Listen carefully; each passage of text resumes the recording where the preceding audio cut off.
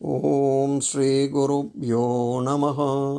இன்று வசந்த பஞ்சமி நன்னாள்.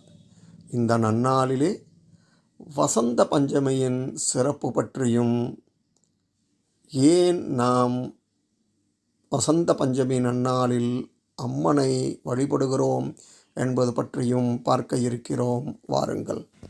தை அமாவாசைக்கும் மாசி அமாவாசைக்கும் இடைப்பட்ட காலத்தில் வரும் மாதத்திற்கு மாக மாதம் என பெயர். இந்த மாக மாத சுக்லபக்ஷ பஞ்சமி திதியையே நாம் வசந்த பஞ்சமியாக கொண்டாடுகிறோம்.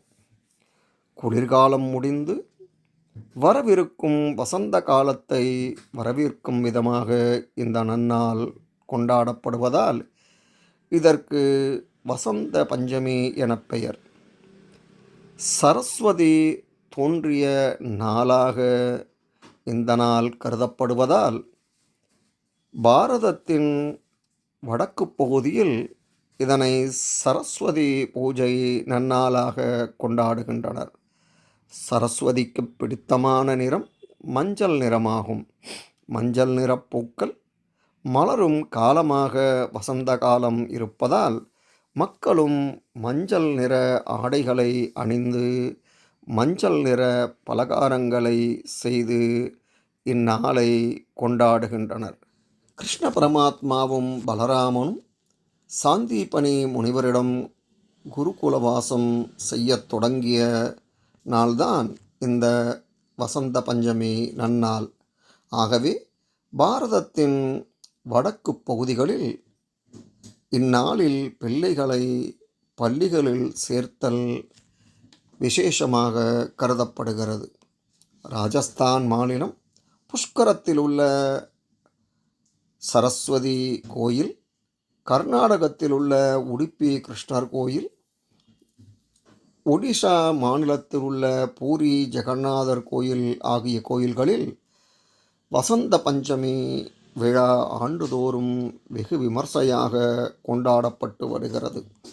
அடுத்த 40 நாட்களில் வரவிருக்கும் ஹோலி பண்டிகையை வரவேற்கும் விழாவாகவும் இந்நாள் கருதப்படுவதால் வசந்த பஞ்சமி அன்று வண்ண வண்ண பட்டங்களை வானில் பறக்கவிட்டு மக்கள் கொண்டாடுவார்கள். சுக்லபக்ஷ பஞ்சமி என்று சொல்லப்படும் இந்த வசந்த பஞ்சமி நாளில் விரதமிருந்து அம்பாளை வணங்கி பிரார்த்தித்தால் வாழ்வில் வசந்தம் நிச்சயம் ஏற்படும்.